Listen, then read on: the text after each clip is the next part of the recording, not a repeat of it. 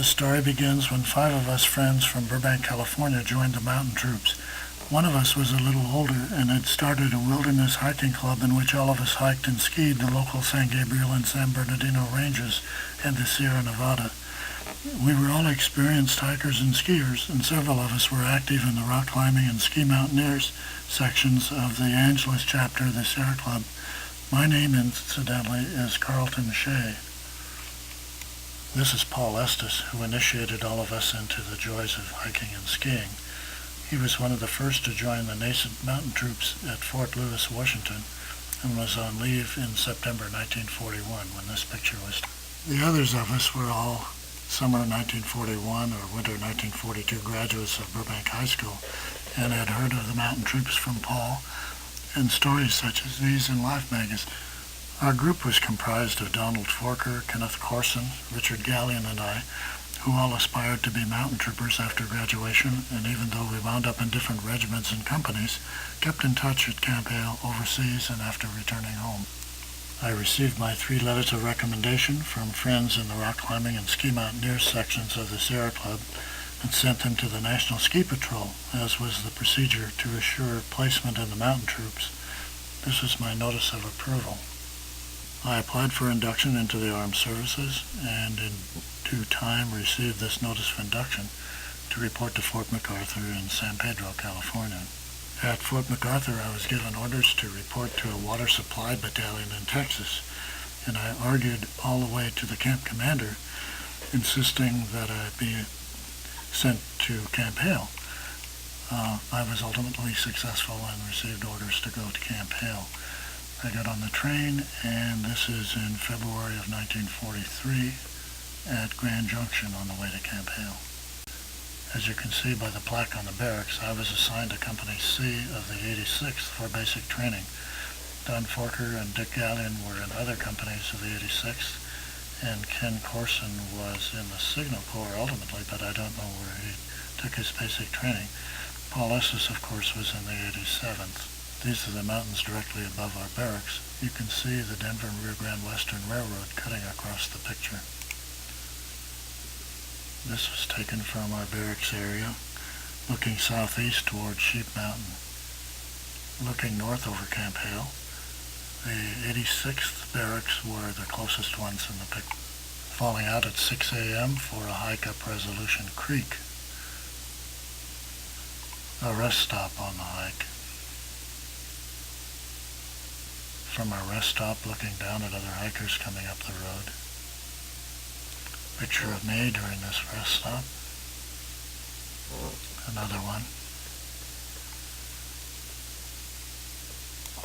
Looking down Resolution Creek toward Camp Hale. Movie companies were often at Camp Hale filming the mountain troops. This was Warner Brothers filming a movie to be called Mountain Fighter. More of the same movie. The last one of this set. In March of 1943, we moved to Cooper Hill for ski training. These are the barracks across the street, as it were. The entrance to one of the barracks. Inside the Cooper Hill barracks. The trees outside just after a snowstorm. The Cooper Hill ski area during a snowstorm. Riding up the T-bar during a snowstorm. Homestake Peak from Cooper Hill. Skiers from Company C, Jack Bell, Somebody Freeman, Pete Ware, Louis Barachoa, and Jack Hoover. What do mountain soldiers do on their day off? They go skiing, of course. This is Don Forker, Paul Estes, and I on the top of Chicago Red.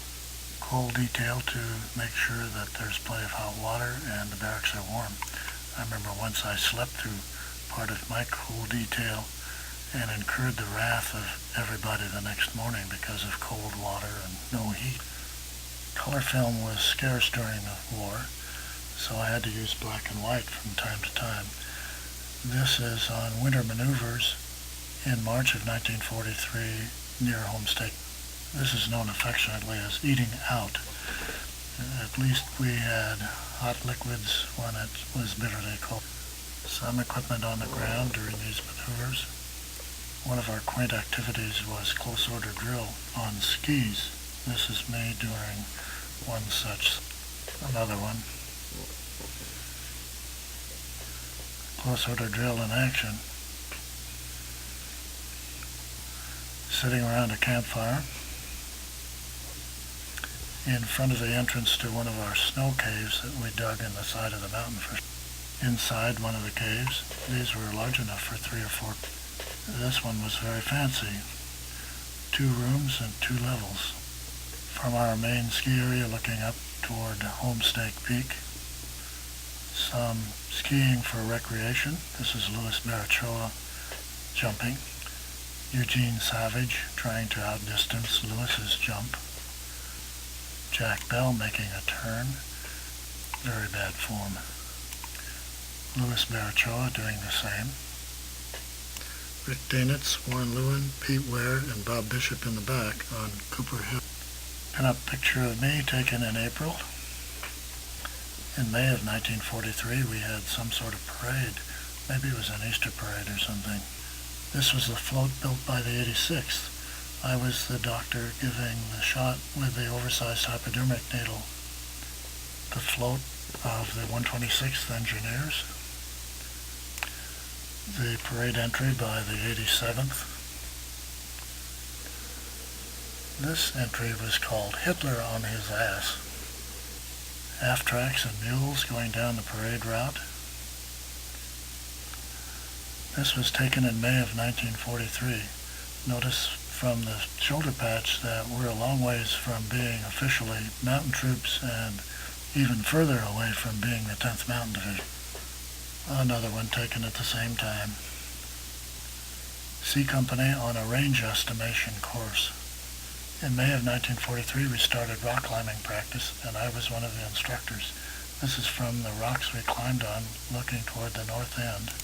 Pando, the hospital, and the area occupied by the 87th. Probably taken from the 12th Street rocks. This is looking at the 99th Infantry area.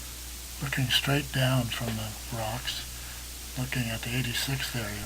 This is to the left of the previous picture. Students Slim Mayberry and Sylvan Waldrop. Yours truly rappelling. South end of camp from Yoder Gulch, which was directly across from the 12th. Climbing school on the 12th Street rocks. More of the climbing school. Another one. And more. Paramount News, filming our climbing school. In June we had a training exercise in Mayflower Gulch and Quandary Peak in the 10-mile range. This is the head of Mayflower. Bob Boyk cutting steps in an ice bank. Bob Boyk again doing an ice axe arrest. And here I am during the training exercise. A lake below Pacific Peak above Mayflower Gulch. We often tested new equipment. This is an experimental tent in the foreground. And Jacques Peak in an old mining settlement in Mayflower Gulch. This is a tramway up to the mine. Quandary Peak, a 14,000-foot summit near Mayflower Gulch. On the hike to Quandary Peak, we were split into groups to test the ratios of speed to frequency of rests. From the summit of Quandary Peak, looking back at the head of Mayflower. Pacific Peak from Quandary Peak. On top of Quandary Peak. Fletcher Peak from Quandary Peak. An old miner's cabin, which we used as an orderly room and mail. Al Schaeffler in the door of the miner's cabin, looking toward Jacques Peak. The soles of Carl Scheele's boots, which show the trichony nails that we had. This was experimental. The inevitable equipment inspection. Carl Scheele's and my equipment. Leaving Mayflower Gulch to go back to Camp Hale. After finishing basic training in August 1943, I was assigned to the 10th Cavalry Reconnaissance Troop, which was part of the Mountain Training Group, MTG, where I taught rock climbing. Inside our barracks, ditto. This is the first page of the MTG climbing school schedule. We took one battalion at a time and for a week taught them rock climbing. This is Instructor Shay on the rocks. The tape around the helmet denotes in September we went on a trip to the Mount Holy Cross area to set up a climbing school. The climbing area was set up and used the rest of the summer. Each class had to erect an aerial tramway to ferry equipment. This is during a lunch. Corporal Omland next to some nice metamorphic rock during the lunch. I took a roll of film of the Holy Cross climbing area, but it was never returned. This is on a hike to the Homestay Creek climbing area, close to camp and looking back toward camp with the usual fog. One of my classes at the Homestay Creek climbing area. One of our hikes to Constantine Lake. The lower Constantine Lake camping area. Looking down on lower Constantine Lake. The later hike to Constantine Lake. The 10-mile and Gore ranges from our climbing area above Constantine Lake. Part of our climbing area. Along the ridge above our climbing area. We had some sort of a carnival. This is Snuffy O'Neill as a clown. In October we took a hike to Savage Lake for a camp out. This is during warming around a fire during lunch. Building a shelter at Savage Lake. Here's the shelter almost finished. Now with the chimney it's completely finished. Cooking inside our shelter. Here I am relaxing by the fire inside the shelter. Standing at the entrance to the shelter after an overnight snowstorm. Hiking back to camp from Savage Lake. A rest stop on the hike. Yours truly, Ralph Edlund, Finn Rajanen, and Art.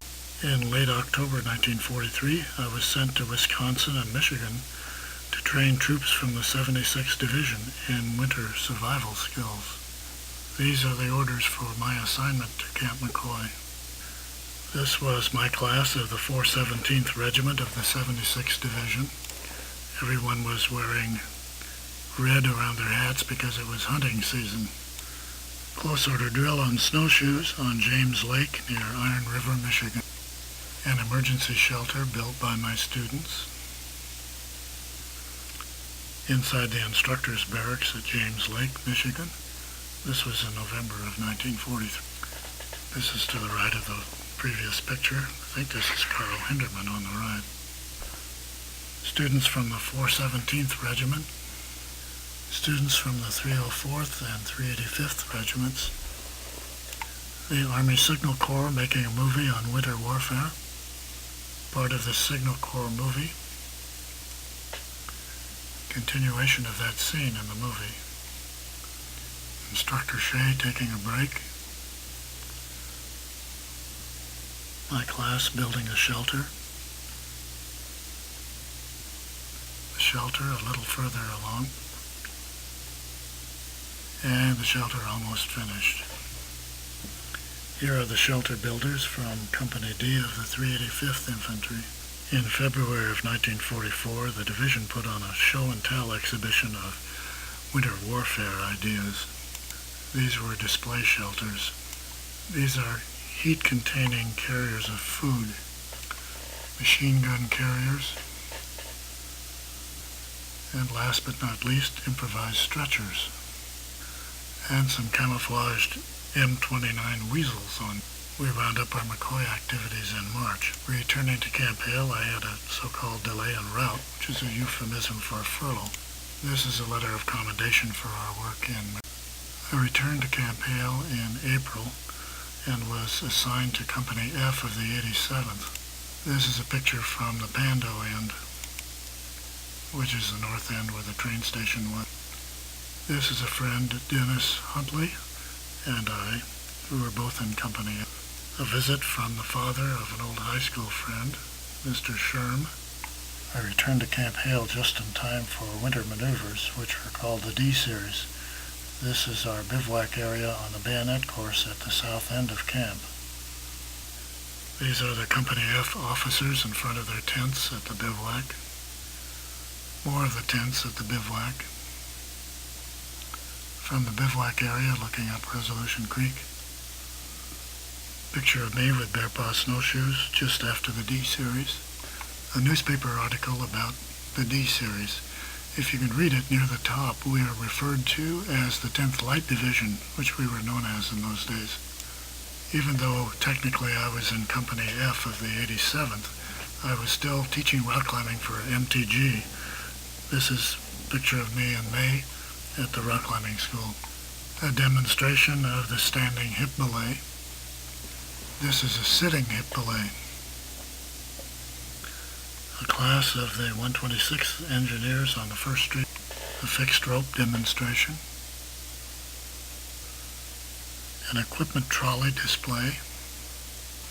One of my pupils climbing with an upper belay. A tight spot over the nose. And all the way up over the top. Pando from the 1st Street Rocks. A lecture during climbing school. This was still the 126th Engineers class. This was taken of me in June of 1944. I don't know what the occasion was. In June, I was sent to communication school to learn about radios and telephones and so forth. This was during a switchboard. I'm helping out at the switchboard here. I don't remember just when, but after the communication school, we went to Camp Swift, Texas for flatland training. Either in Camp Hale or Camp Swift, I don't remember. I was transferred to Headquarters Company 2nd Battalion and assigned to the communication. An article in the Camp Swift newsletter about the Pinup Mountain of the Week, which was a regular feature of the 10th Division's newsletter, The Blizzard. I didn't take any pictures at Camp Swift at all. I don't remember whether it was because there wasn't anything to take pictures of, or we were prohibited from taking them. I think it was the latter. This is an article about our final parade before going overseas. A picture I took surreptitiously of our final inspection at Camp Swift before going to Camp Patrick Henry to go to. We sailed from Newport News on January 4th, 1945 on the USS West Point, which used to be the SS America. We arrived on January 13th, then rode boxcars from Naples to Livorno, arriving January 15th. We then went to a staging area near Pisa. This is the staging area. The communications section of the 2nd Battalion of the 87th Mountain Infantry. This is the radio section, which was part of the communications section. Consisted of Staff Sergeant Servan Stegmiller of Colorado, T4 Joe Goyer from Chicago, me, T4 Robert Cannon of Wisconsin, T4 Cyrus Brookins of Texas, and T5 Alan Huntley of Wyoming. We all survived the war without injury except for Alan Huntley, who was killed. Here I am with broken glasses and a bottle of local vino in hand, warming up by a fire on my 21st birthday.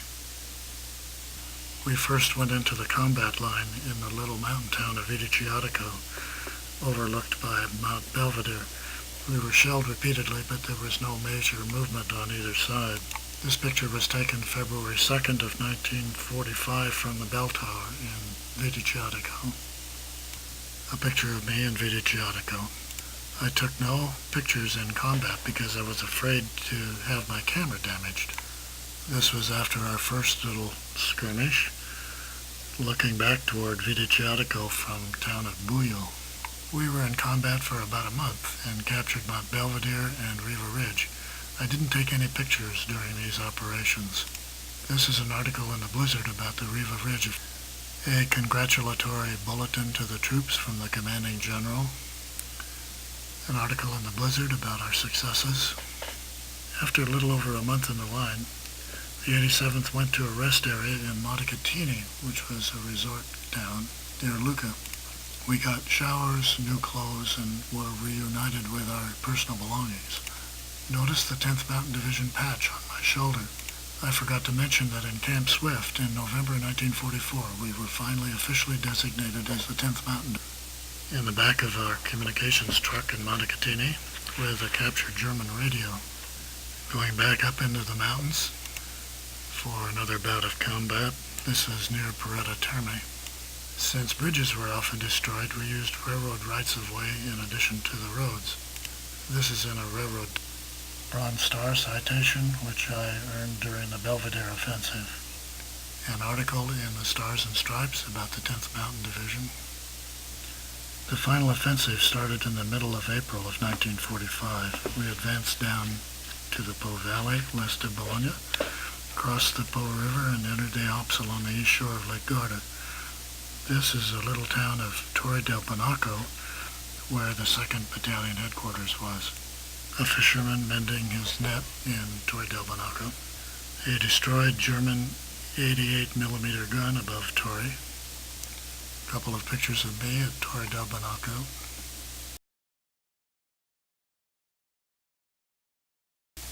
On April 30th, the blizzard announces the execution of Mussolini. Stars and Stripes announcing the surrender of the Nazi troops. A commendation from General Hayes, the commanding general of the 10th Mountain Division. On VE Day, we were near the Italian-Austrian border in the town of Folgaria. This was a memorial service that we had a big victory celebration in Folgaria along with the townspeople, replete with some of the townspeople standing on chairs to get a better view, giving the townspeople a ride in our military vehicles. Part of the crowd, more of the same. The communications section of the 2nd Battalion of the 87th in Bulgaria, and the inevitable picture of me. In June of 1945, we left Bulgaria and went to Montechiari, the southern end of Lake Garda. Instead of the plush house in Bulgaria, we slept in a barn in Montechiari. Part of our recreation there was baseball or sunning ourselves on the rocks on the shore of Lake Garda. Even though this was June, this was cold by the lake. The inevitable inspection, sitting around in the barn.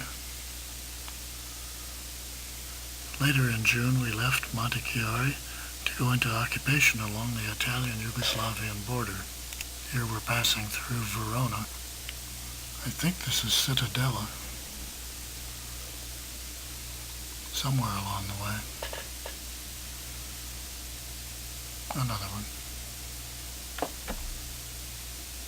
The division went into occupation from Gorizia on the south to Caporetto along the border. The 2nd Battalion headquarters was in the town of Loc di Puforo near Caporetto.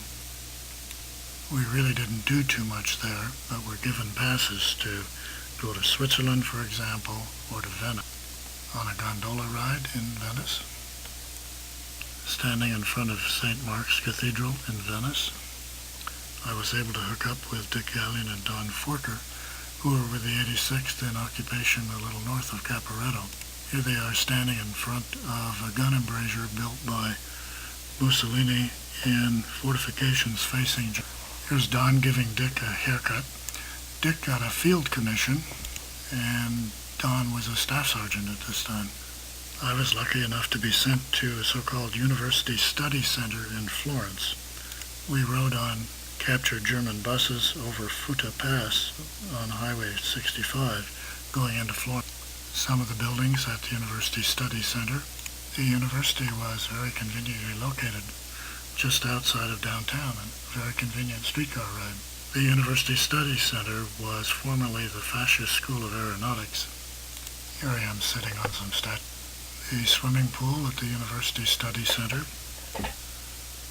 In July, before the university term was over, I was pulled out of school to rejoin the division, which was slated to be sent to the Pacific Theater. This was a staging area on the outskirts of Florence. It was very hot. This is a communications section. We climbed into our own private railway boxcar for our trip to Naples. saying goodbye to Florence, looking back over the train.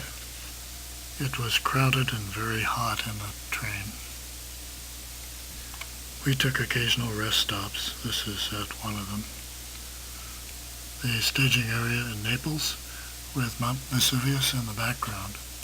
We sailed for the United States on August 2nd on the USS Mount Vernon, which was formerly the USS Washington.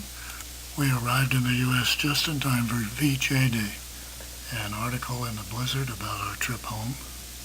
When we got home, we were given 30-day furloughs and told to report back to Camp Carson, which is outside Colorado Springs.